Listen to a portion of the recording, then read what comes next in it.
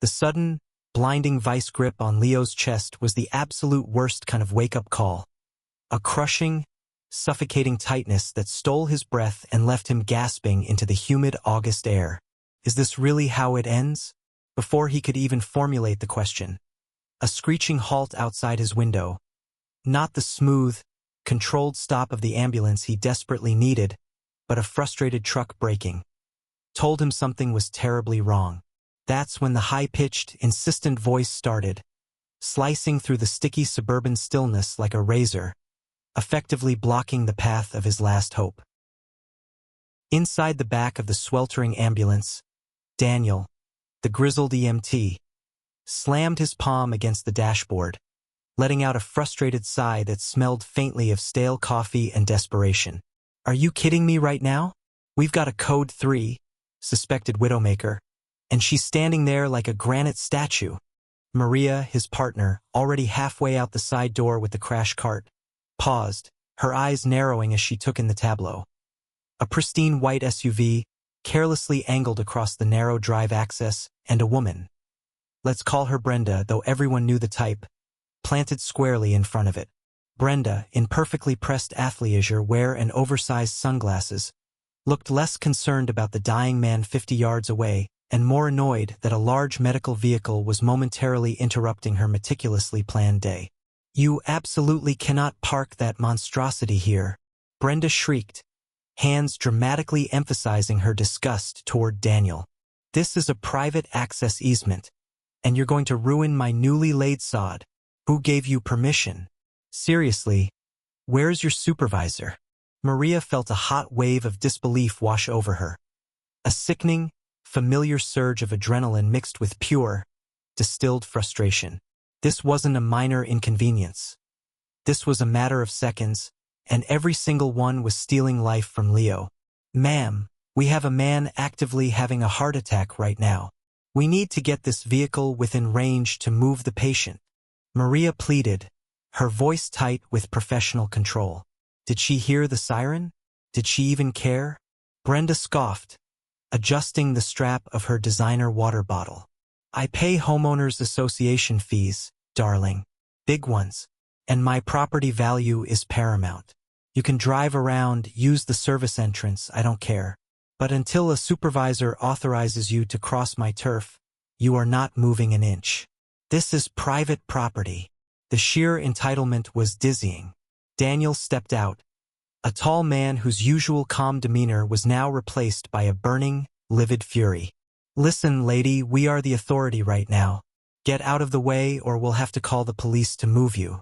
You are obstructing emergency medical services. That's a felony? He barked, his words punctuated by the relentless beep beep beep of the heart monitor's increasingly erratic rhythm filtering from the back of the ambulance. Leo, fighting for every ragged breath, could hear the muffled, angry shouting, a distant, absurd argument about grass. The air in his lungs felt like coarse gravel, and the world was beginning to tilt sideways, edges blurring into a hazy orange glow. Please hurry up. Just please. He squeezed his eyes shut, smelling the faint scent of his old leather armchair. A smell he desperately didn't want to be his last.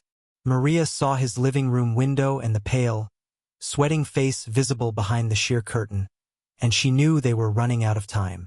Her mind raced. If they couldn't get the gurney in fast, they'd have to carry him, which was risky, time-consuming, and entirely unnecessary if this woman would just move. Brenda, sensing her slight victory, pulled out her phone, seemingly to record the confrontation herself.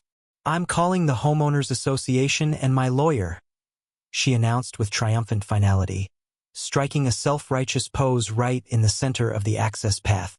How can someone be this cruel, this detached? Suddenly, Maria noticed something crucial.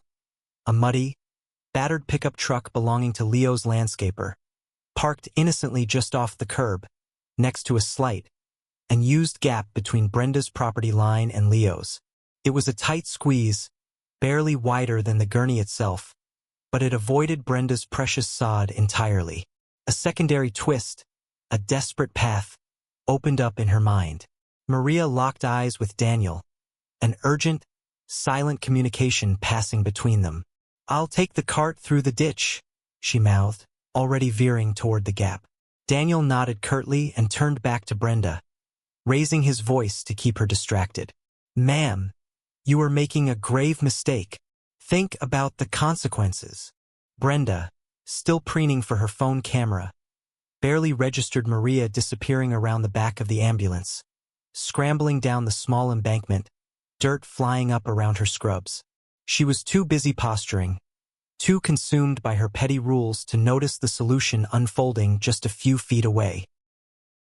Maria crashed through the hedge, a brief, sharp pain blooming on her arm from a stray thorn, but she didn't slow down. She reached Leo's front porch just as his labored breathing turned into a terrifying, wet gurgle. Inside, the paramedics stabilized him, the sound of the defibrillator charging a terrifying whine that brought the entire neighborhood to their windows. By the time Leo was secured and rushed back out, through the narrow gap Maria had forged, Brenda was still arguing with Daniel, only now realizing the gurney was rolling right past her, not on her sod, rendering her entire protest pointless. Her jaw dropped. Wait, what just happened? Her moment of self-importance collapsed into a look of utterly foolish public defeat. But the true ending wasn't just the successful rescue. One of Leo's neighbors, a young man named Jeremy, had been filming the entire 10-minute altercation from his second-floor window. Not the EMT side, but Brenda's face, her entitled rants, and her triumphant phone call to the Homeowners Association, all set against the terrifying backdrop of the fading siren. Within the hour, the video, titled "Karen Blocks Ambulance Over Landscaping While Man Dies," hit the internet. It spread like wildfire, fueled by collective outrage over such callous self-absorption. The reckoning was swift and devastating. Brenda, who was an executive at a regional bank, found her company's social media feeds swamped with demands for her termination. By Monday morning, she was jobless, her carefully constructed suburban life shredded by a single, self-serving act of cruelty. She hadn't just lost her argument. She lost everything important to her: her reputation, her career, her pride, all over a few square feet of grass. Leo recovered, shaken but alive, thanks to Maria's quick thinking. As for Brenda, the last anyone heard, she was embroiled in an expensive legal battle, learning the hard way that in a crisis, compassion trumps control, and obstruction in the face of human tragedy is a debt the internet and karma will always collect with interest. Justice, it turned out, was not only blind, but sometimes it wore perfectly manicured nails and posted a viral video.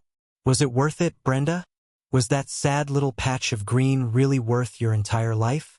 Sometimes the most public, agonizing defeat is the only thing that truly teaches the lesson.